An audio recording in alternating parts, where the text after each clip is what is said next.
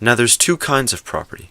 There's private property and there's personal property. And here we go, round again.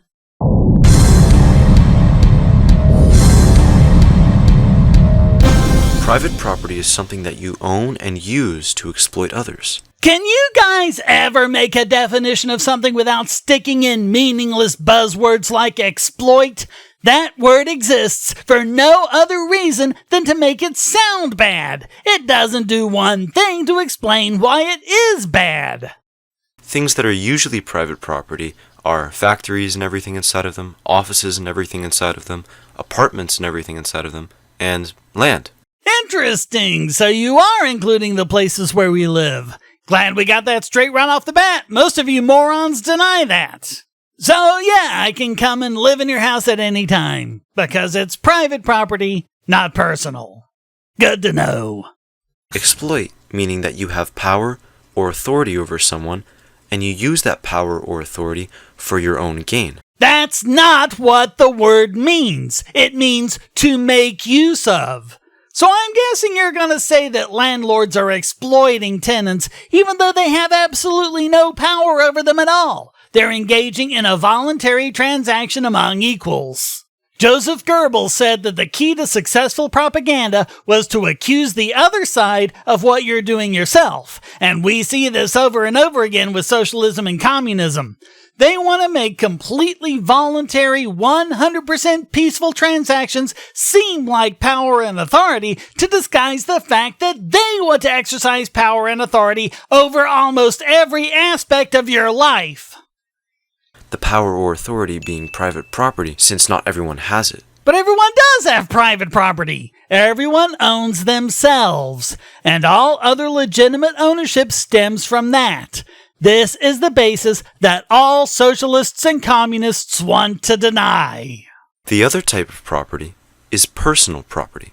No, there's just property. There are things you've made yourself with your own self-ownership, things you've traded those things for, and things you've been given voluntarily. With this video, as with every other time this comes up, we'll see there's no logical place anyone can draw the line between this mysterious personal and private property. Socialists and anarchists are not against this. So you can do special pleading. Every time we ask why you aren't giving up your stuff for the glorious worker collective, you just whine, it's personal property. Yet when it comes to taking it from others to use it yourself, you call it private property and exploitation. Even when it's the exact same item, like a house or a hammer. Personal property is something that you own and have the intention of using yourself, without the exploitation of others. See, you can't phrase it without throwing that word in. Some examples would be your car, your house. Until you ran out part of the house to someone else in a voluntary exchange, then you're a horrible landlord exploiting your tenant. And if you hire your car out as a cab, again, horrible exploitation of the person you hired as a cabbie. So now that we've made this distinction, you haven't made a distinction at all. You've just thrown in the word exploit. But again, the word exploit just means make use of. But you do make use of your house, car, toothbrush, and everything else you mentioned. You just didn't use that word, because that word has negative connotations. This is what you do when you make propaganda, not a rational argument. With private property, whoever owns this property dictates everything about it. So you don't dictate everything about your toothbrush? If they're the landlord of an apartment complex, they decide the price. No, they and the tenant agree on the price. If they don't agree, the apartment doesn't get rented. Have you spent one day operating in the real world, or are you just another ivory tower petty bourgeois spoiled rich brat who's had everything handed to him? Because it's amazing how many socialists that describes. If they're the boss of a workplace, they decide how much you make. No, wages are negotiated. The employer says, I'm willing to hire you to do a certain amount of work for this amount of pay. The employee says, I'm willing to do this amount of work as long as you pay me this amount of money. When they agree, the person gets hired. what you will be doing, how you will be doing it, how long you work, everything. And how do you imagine a business working any other way? If I have a business making chairs and this would-be employee wants to extrude rebar, then there's nothing for him to do at my business. He needs to do what the business requires him to do or seek employment elsewhere, like a place where they make rebar. I mean, are you honestly saying that a barber shop should hire someone to flip burgers? We give up our power to the people who own private property. No, you do not. With capitalism, you have the power to engage with anyone else who will voluntarily engage with you. And when you do, both sides come out better, with increased economic wealth. You want to take power and wealth from others because you're a lazy brat who doesn't want to work. So what justifies it? Already covered it. It's an extension of self-ownership and our right to engage in voluntary transactions. Oh, magic conch shell, what justifies private property? nothing. The shell has spoken! Really? You're going there? Outright ridicule of a logical conclusion derived from first principles? Just admit you have nothing. You can't even be bothered to strawman our position. For most of human history, land used to be held in common and controlled by all the people who lived on it and used it. No. There's basically been no point in human history where that's been done, at least for very long. And when it has been done, as in the example of Plymouth Plantation, it resulted in starvation. They didn't succeed as a colony until they stopped that common property crap and let everyone have land to themselves. It wasn't until the 18th century that this land was taken and given to single owners. This is definitely one of those citation-needed moments. This is what was called the enclosure movement in Britain. No. We've talked about enclosure before. First of all, it started back in the 13th century, not the 18th. This was when you had privately owned farms that were enclosed by force from Parliament. And it was done because Henry VIII debased the currency to fund his wars and caused hyperinflation. Compare that to homesteading in America, where people could stake out a claim to previously unowned land and make use of it, converting it into proper private property. The 18th century reversed the enclosure movement with enclosure spelled with an I, not an E. This broke down the land into more manageable plots which farmers could claim in a process similar to homesteading. Except they didn't actually own it, which was the problem. It was still considered to be owned ultimately by Parliament, who could pass whatever rules they wanted. At any rate, it seems that another trip to the history books might be in order for you.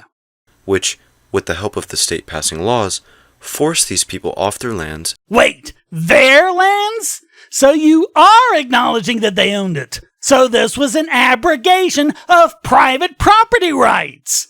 Well, thanks for admitting it. That didn't take long. If we see how a capitalist business works, the property owner is ultimately a parasite. Parasite. Another loaded word to make him sound bad because you can't back up what you say logically. So, for example, there's the property owner, or the employer, and the workers, or the employees, who engage in a voluntary transaction where they both consider that the amount they get out of the deal is worth more than the amount they put in. Win-win. Although note again that we're shown quite clearly that socialists think that everyone who works for a company deserves to profit except the owner. The workers produce X.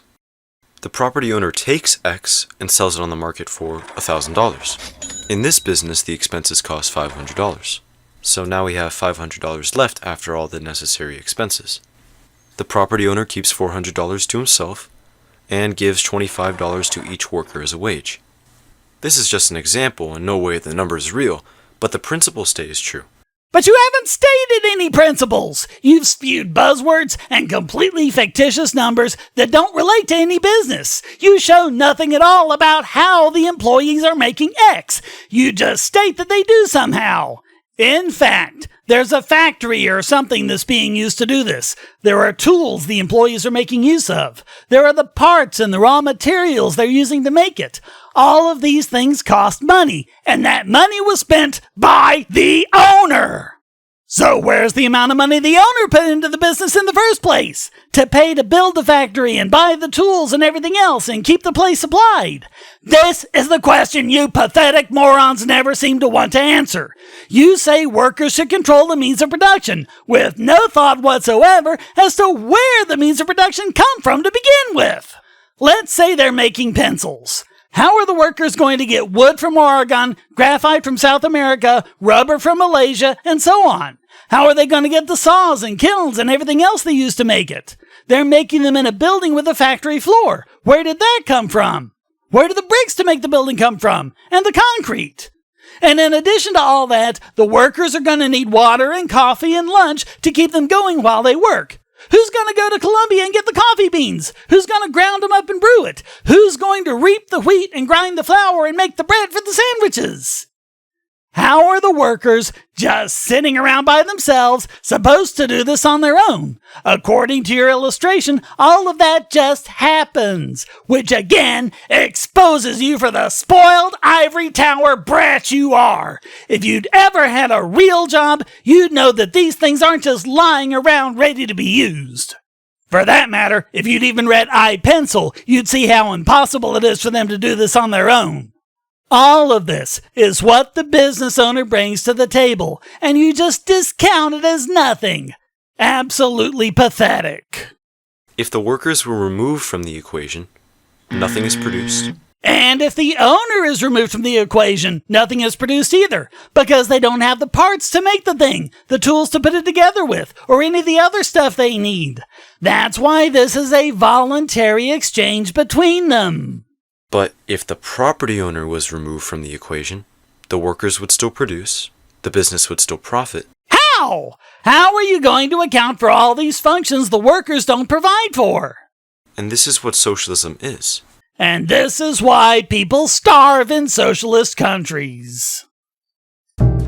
Hey, thanks for watching. Please hit like and subscribe and keep these videos coming by donating, becoming a subscriber and getting special benefits, or even for free with airtime. And check out all the great content here, like this video selected just for you.